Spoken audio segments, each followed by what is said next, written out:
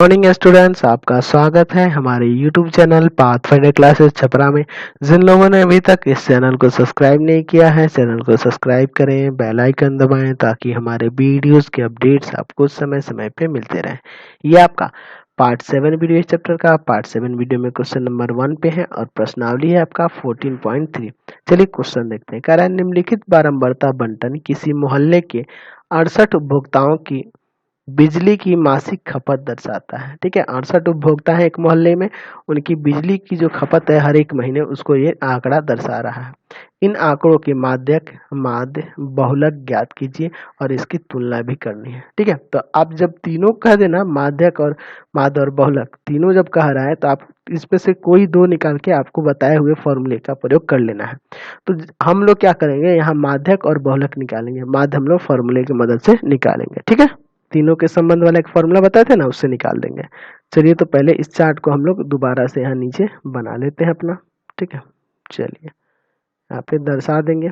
ठीक, चलिए तो हमें 3 बॉक्सेस की जरूरत है, ज़्यादा की जरूरत है नहीं। ये 3 बॉक्सेस हो गए। अब इसमें नाम लिख देते हैं क्या क्या दिया हुआ है आपके पास।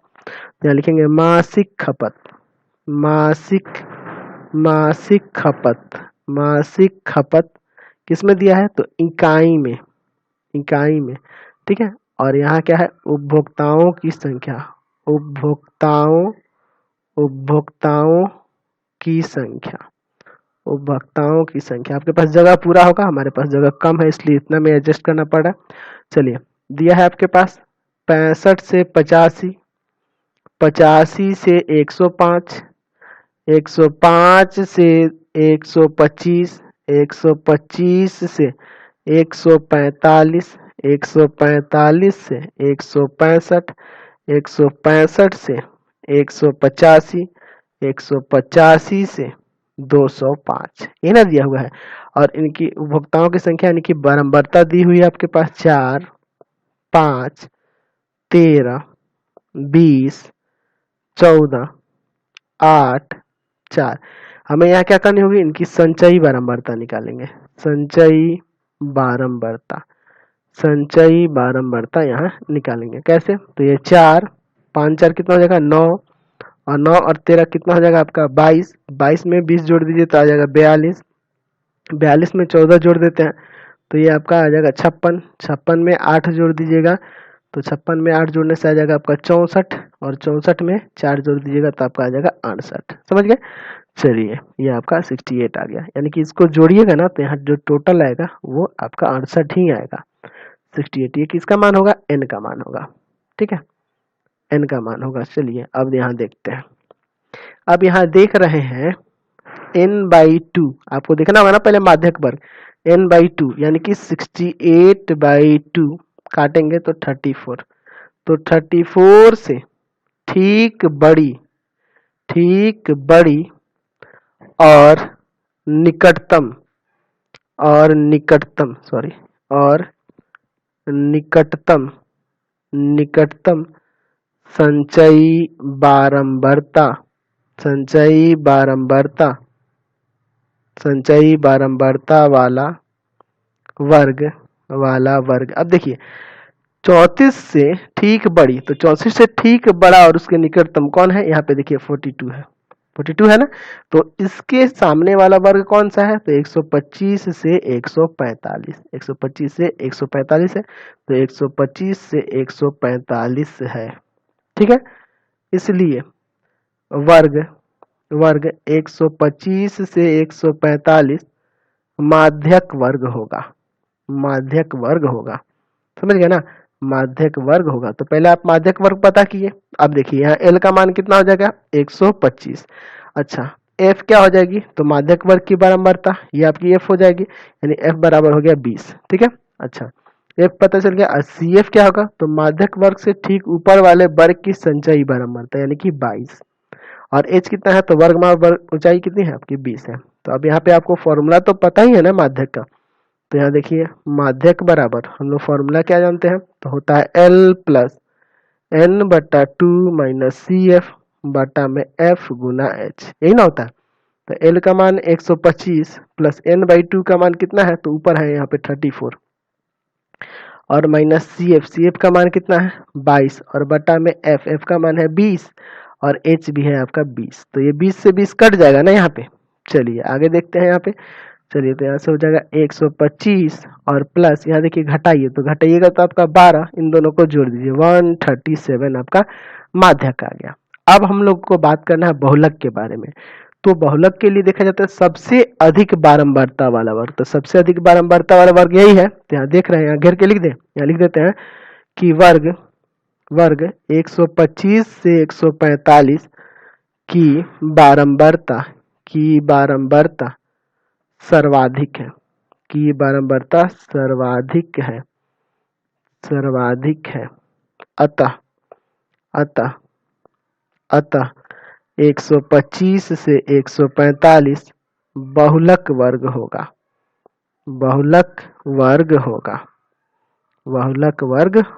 ये आपका बहुलक वर्ग हो जाएगा, यानी कि L का मान यहाँ 125 है, ठीक है। अच्छा ये F1 हो जाएगा 20, F1 हो जाएगा, उसकी बारंबारता F1। अच्छा इसके ऊपर वाला क्या होगा F0, यानी कि F0 आपका आ जाएगा 13। अच्छा F2 क्या होगा, तो उसके नीचे वाली बारंबारता F2 हो जाएगा आपका 14, F2 बराबर 14। H कितना है, तो H तो आपका 20 है, समझ गए। चलिए यहाँ बहुलक का फॉर्मूला लगा देते हैं। तो आपको पता है कि बहुलक बराबर L plus F1 minus F0 बटा में 2F1 minus F0 minus F2 गुना में H, ये ना होता है। चलिए मान तो सब निकाल लिए हैं हम लोग। L का मान है 125 प्लस F1 का मान, तो F1 का मान यहाँ देखिए कितना है आपका 20 है। अच्छा F0 का मान आपका 13 है बटा में 2F1 यानी कि 2 गुना 20 माइनस F0, तो F0 का मान कितना है 13। अच्छा F2 का मान कितना है 14 और गुना में H का मान कितना है 20, यही ना है आपका। चलिए आगे देखते हैं हम लोग। 125 प्लस यहाँ देखिए घटाएंगे तो कितना जाएगा 7 ना। चलिए और बटा में देखिए 20 दूना 40 और माइनस में ये देखिए कितना हो जाएगा आपका 27 और गुना में है आपका 20। तो 125 प्लस 7 दूना 14 140 और नीचे घटाएंगे तो आपका कितना आ जाएगा 13 ना। चलिए इसके बाद डिवाइड करके इसमें 125 में जोड़ देंगे तो ये आ जाएगा 125 प्लस 10.76, दोनों को जोड़ देंगे तो ये आ जाएगा 135.76 आपका बहुलक आ गया। अब बहुलक तो निकल गया, माध्य निकालना है आप, है ना। तो आपको पता ही है फॉर्मूला लिखवा है कि 2 गुना माध्य बराबर 3 गुना माध्यक और माइनस में बहुलक, ये फॉर्मूला होता है, ठीक है। हमें माध्य निकालना है तो माध्य का फॉर्मूला लिख दिए यहाँ। तो 2 गुना माध्य, गुना इसमें छिपा है बीच में, नहीं भी दीजिएगा तो कोई दिक्कत नहीं है। 2 गुना माध्य बराबर 3 गुना माध्यक, तो माध्यक का मान आपका कितना है 137 ना, 137। अच्छा बहुलक कितना है, तो बहुलक है 135.76, इसमें इससे गुना कर देंगे 3 से तो हो जाएगा 411 और माइनस 135.76। इसमें से इसको घटा देते हैं तो घटाने पे आएगा, नीचे लिखते हैं, घटाने पे आपका कितना आ जाएगा, तो घटाने पे आ जाएगा ये आपका 275.24। चलिए तो यहाँ आपका क्या है 2 गुना माध्य ना है, तो 2 को भाग में भेजना होगा तो यहाँ लिख सकते हैं माध्य बराबर 275.24 और बाई में 2। चलिए इसको काट देंगे तो कितना हो जाएगा 2 1 कम 2 2 3 6 2 7 14 2 6 12 2 3 4, यानी कि 137.62, ठीक है।